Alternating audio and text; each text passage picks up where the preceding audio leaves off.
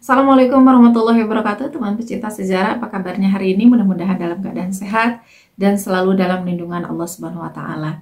Bertemu lagi dengan saya Anissa Amisani di program Baca Sejarah dan masih di serial kronologi sejarah tahun 627 Masehi, bertepatan dengan tahun 5 hingga 6 Hijriah. Ada 8 peristiwa penting yang datang dari dunia Islam dan ada 4 peristiwa penting yang datang dari luar dunia Islam. Dari dunia Islam diawali dengan pernikahan Rasulullah SAW dengan Zainab binti Khuzaimah radhiyallahu anha, juga dengan Ummu Salamah atau Hindun binti Abu Umayyah radhiyallahu anhuma.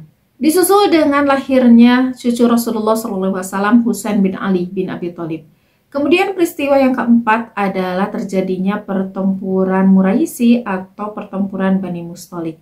Lalu pernikahan Rasulullah SAW dengan putri dari pimpinan Bani Mustalik, yaitu Juwairiyah binti Harith. Dan pernikahan ini menjadikan kebebasan dan kemerdekaan juga masuk Islamnya seluruh penduduk Bani Mustalik.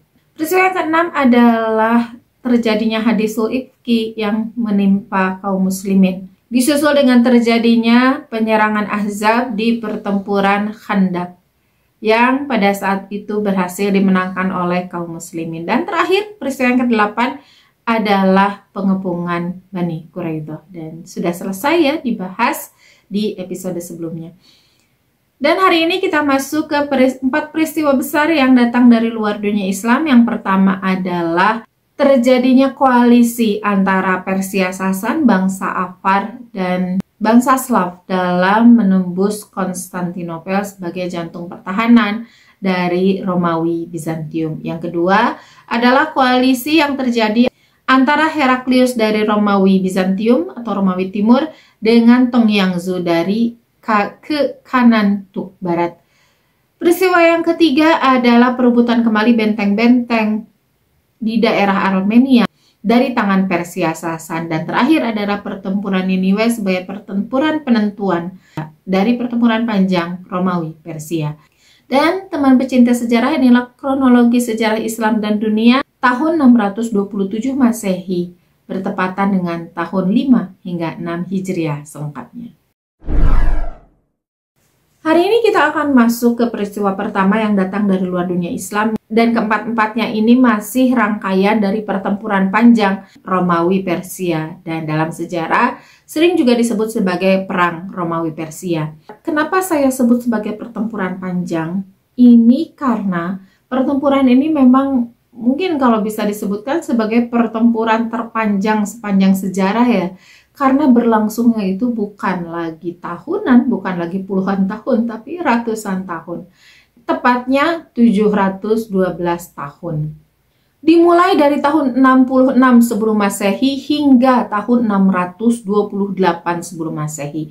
Dan untuk lengkapnya mungkin nanti akan saya uraikan ya tentang pertempuran panjang ini.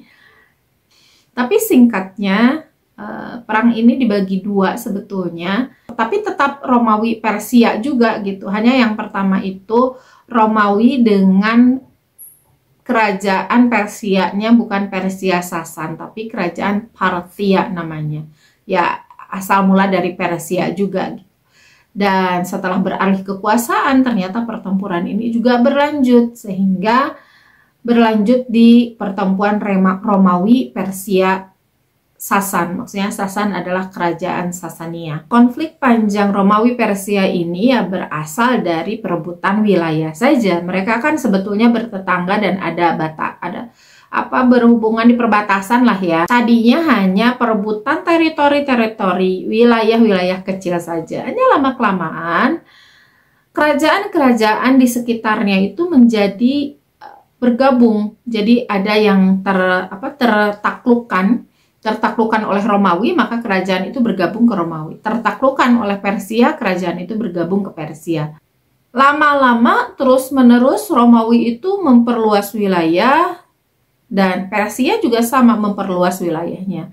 Dan persaingan ini semakin ketat, jadi ada satu wilayah sudah direbut Persia, direbut oleh Romawi, direbut dari Romawi, direbut lagi oleh Persia, terus seperti itu berlangsung ratusan tahun. Yang tadinya bersifat perang perebutan teritori itu menjadi perang agama. Karena mereka memang agamanya berbeda ya. Romawi itu kan agamanya Kristen.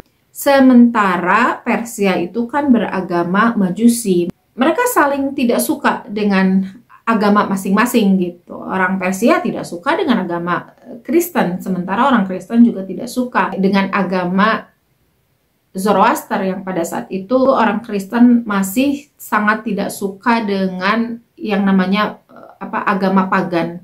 Pagan itu kan yang menyembah benda-benda alam ya, dan Zoroaster salah satunya. Jadilah perang itu merembet yang tadinya hanya perebutan wilayah kekuasaan menjadi perang agama juga. Karena ini perangnya panjang ya, sekali-kali Allah Allah putarkan ya. Qulillahumma malikal mulki, Allah putarkan kemenangan di antara mereka. Satu Romawi menang, kadang juga Persia yang menang. Tetapi kemenangan itu tidak absolut. Mereka saling tergantikan aja, gonta-ganti gitu. Dan tidak pernah bertahan cukup lama. Tidak pernah bertahan sampai bertahun-tahun gitu ya, yang panjang. Pasti silih berganti, kadang menang Persia, kadang menang Romawi. Pernah terjadi sebetulnya gencatan senjata di antara mereka sampai 50 tahun. Dan itu terjadi setelah Perang Lazika yang terjadi pada tahun 561 Masehi. Sempat berhenti tuh 50 tahun, tapi setelah itu berlanjut lagi. Dan ini juga perlu dijelaskan rinci ya tentang perang tersebut. Perang ini, Perang Persia Romawi baru benar-benar berhenti itu ketika sebetulnya gitu ya, meskipun di tahun 628 itu berakhir dengan kemenangan Heraklius dari Romawi Bizantium, tetapi sebetulnya tidak benar-benar berhenti. Baru benar-benar berhenti setelah Persia Sasan itu dihancurkan oleh kaum muslimin. Jadi di perang Qadisiyah ya, di mana kerajaan Persianya memang hancur dan luluh lantak gitu oleh kejayaan kaum muslimin pada saat itu, pada masa kekhalifahan Umar bin Khattab. Demikian juga dengan Romawi. Setelah munculnya kaum muslimin, kalau di sejarah disebutnya bangsa Arab ya, setelah munculnya kaum muslimin itu perlahan-lahan kerajaannya itu mengecil ya. Dimulai dari perang Yarmouk, kemudian terus merembet ke atas, sampai betul-betul habis. Sampai puncaknya itu ketika Konstantinopel jatuh oleh Muhammad Al-Fatih. Dan yang terjadi di tahun 627 ini juga masih di rangkaian pertempuran yang sama, yaitu perang Romawi Persia, di mana pada tahun ini terjadi koalisi besar ternyata baik dari pihak Persia maupun dari pihak Romawi, di mana Persia pada saat itu berhasil dia memobilisasi kekuatan sehingga ada dua bangsa besar yang mau berkoalisi dengan Persia Sasan, yaitu bangsa Avar dan bangsa Slav. Dan tentang bangsa Avar dan bangsa Slav ini juga sudah dibahas ya di video ya bisa dicari ya di video, saya pernah membahasnya. Jadi kalau penasaran apa itu bangsa Slav atau apa itu bangsa Avar, itu sudah ada ya penjelasannya, meskipun secara singkat, tetapi garis besarnya bisa kita tangkap. Dan mereka mengadakan koalisi yang sangat besar. Niatnya apa? Sebetulnya mereka punya niat masing-masing, sama-sama ingin memperbesar wilayah. Hanya di peta ini bisa kita ketahui ya, wilayah-wilayah yang ini mereka caplok dari kekuasaan Romawi itu berbeda-beda. Persia dari satu sisi, kemudian di belakangnya ada bangsa Avar dari satu sisi lagi bangsa Slav. Mereka sama-sama ingin menambah kekuasaan dengan menekan kekuasaan atau memperkecil kekuasaan dari Romawi Bizantium. Berbeda dengan kerajaan Sasania yang dia memiliki kerajaan dan tempat yang absolut ya, ibu kotanya di mana gitu, istananya ada. Bangsa Avar dan bangsa Slav ini nomaden. Mereka itu kan tempatnya berpindah-pindah ya. Dikenal juga dengan nama Khan atau Kagan. Gitu. Jadi kalau mendengarkan Agung atau seperti Genghis Khan, nah berarti ini adalah sebuah kerajaan yang lokasinya itu dia itu kerajaannya itu di tenda-tenda gitu loh. Kita sering nonton ya film-film yang memperlihatkan raja tapi istananya itu di tenda gitu, dan mereka bisa pindah-pindah kemana saja yang mereka inginkan gitu. Ini biasanya sesuai dengan kondisi cuaca dan sebagainya ya, mereka berpindah-pindah tempat. Persia Sasaniyah berhasil memobilisasi kekuatan yang sangat besar, apalagi di ukuran masa itu ya. Bangsa Slav dan bangsa Avar itu berhasil berkumpul sampai 80.000 pasukan. Dan pada waktu itu bangsa Slav ada di bawah bangsa Avar, maksudnya koordinasinya ya. Koordinasinya ada di bawah bangsa Avar karena mereka sama-sama menyerang dari bagian belakang lah, dari bagian belakang Konstantinopel dari satu sisi, dari arah daratan. Sementara tentara Bizantium sendiri hanya berjumlah 12.000 orang. Jadi jauh ya, timpang ya. Penyerangan terhadap Konstantinopel ini dilakukan bersama-sama oleh Persia, bangsa Slav, dan juga bangsa Avar. Dan terus-menerus dilakukan bombardir, dilakukan serangan terus-menerus ke arah Konstantinopel itu sampai 1 bulan penuh. Sementara Persia itu menyerang dari arah Bosporus. Hanya saja memang Bosporus itu dikuasai oleh Bizantium, sehingga Persia sendiri merasa kesulitan ya untuk menyeberangi Bosporus menembus Konstantinopel. Sehingga kapal-kapal ini bisa dengan mudah saja dihancurkan dan ditenggelamkan oleh kapal-kapal Bizantium. Sebetulnya kalau disebut kapal juga disebutnya di sumbernya itu rakit ya. Berarti tidak semegah atau tidak sehebat kapal-kapalnya Bizantium. Sehingga Bizantium sendiri dengan mudah mengalahkan serangan dari sisi Persia. Sementara bangsa Slav itu menyerang arah lautan dari arah Tanduk Emas. Dan yang fokus di darat itu pasukan Avar. Ya, salah satu yang membuat koalisi dari Persia, Slav, dan Avar ini kerepotan untuk menembus Konstantinopel adalah peran dari Patriark Sergius. Dan Patriark ini adalah semacam pendeta ya, atau pimpinan keagamaan dari Kristen Ortodoks. Semangat dan motivasi tentara Romawi Bizantium ini lumayan kuat karena ya didukung dengan semangat keagamaan.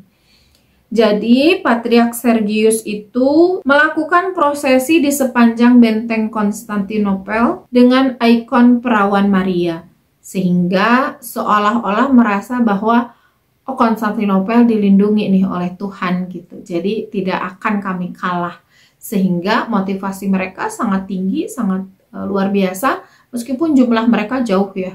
Mereka hanya 12.000 orang, sementara pasukan koalisi kerajaan Sasani itu mencapai 80.000 orang.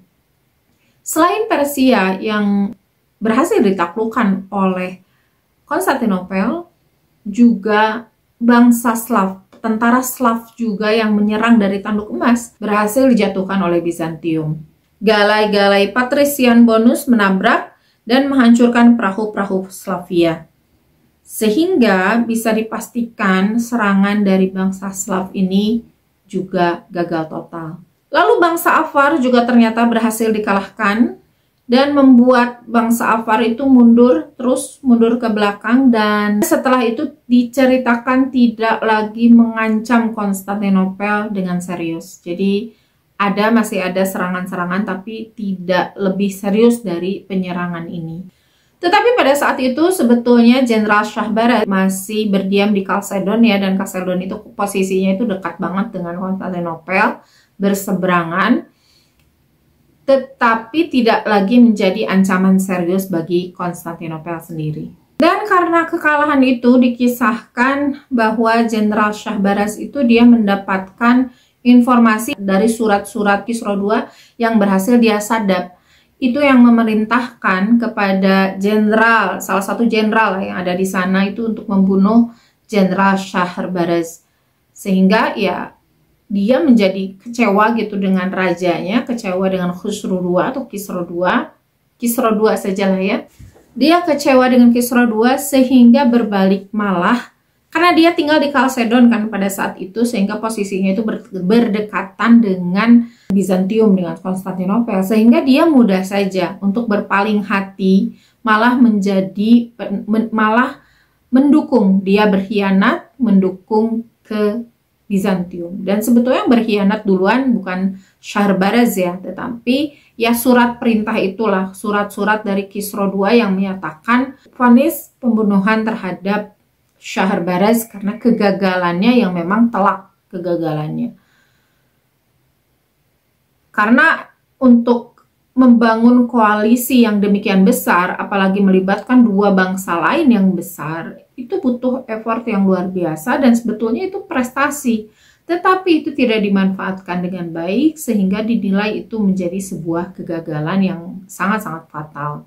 Meskipun kegagalan ini sebetulnya bukan bukan dari kesalahan Shahryarz sendiri ya, bukan dari taktik sendiri, tetapi memang keadaan yang menyebabkan mereka kalah, seperti kurangnya komunikasi. Yang ini sudah dibahas juga di video yang lalu ya, yang membahas tentang penyerangan ini juga gitu, bahwa ya kekalahan ini karena lokasi yang jauh sehingga sulitnya komunikasi di antara bangsa-bangsa yang berkoalisi tersebut. Padahal dalam bertempur itu kan dibutuhkan waktu yang cepat ya untuk penyesuaian terhadap situasi dan kondisi di lapangan. Dan ini tidak terjadi di antara mereka sehingga ya kurang koordinasi itu ya pasti menyebabkan kekalahan. Nah, hikmahnya buat kita ya teman pecinta sejarah, jika memang mau melakukan sesuatu, betul-betul koordinasi itu memang harus kuat, harus setiap hari. Bahkan kalau sekarang kan mudah ya, kita ada HP, ada internet untuk komunikasi, itu tidak merepotkan. Jadi hanya sebetulnya kalau ada di masalah komunikasi dan koordinasi, sebuah acara atau sebuah apapun lah gitu, ketika karena kurang koordinasi itu kalau zaman sekarang kebangetan sih, jadi lebih kepada kurangnya keinginan saja untuk melakukannya gitu, bukan karena sarana. Kalau pada zaman itu kan bangsa Persia, Avar maupun Slav itu kan mereka gagalnya itu karena memang keadaan pada masa itu yang tidak mendukung untuk melakukan koordinasi secara cepat. Hal ini tentu saja menguntungkan Heraklius ya. Jadi seolah-olah ia dapat ikan besar atau ikan pausnya, ikan paus dari musuhnya jadi mihak dia gitu. Dan itu yang terjadi kepada Heraklius gitu, keuntungan besar bagi dia karena mendapatkan jenderal hebat yang sebelumnya itu menjadi musuh besarnya. Shahryarz ini ya, ini kan menjadi musuh besarnya Heraklius selama bertahun-tahun, tetapi sekarang ternyata bukan dari rayuan dia, malah si Shahryarz ini yang malah datang sendiri karena ya ini internal ya, karena masalah internal di kerajaan Sasania. Dan itu saja untuk hari ini, teman pecinta sejarah. Insya Allah masih lanjut di tahun 627 ke pertempuran Niniwe, insya Allah. Terima kasih sudah menyimak sampai sejauh ini. Mohon maaf atas segala kesalahan dan kekurangan. Wassalamualaikum warahmatullahi wabarakatuh.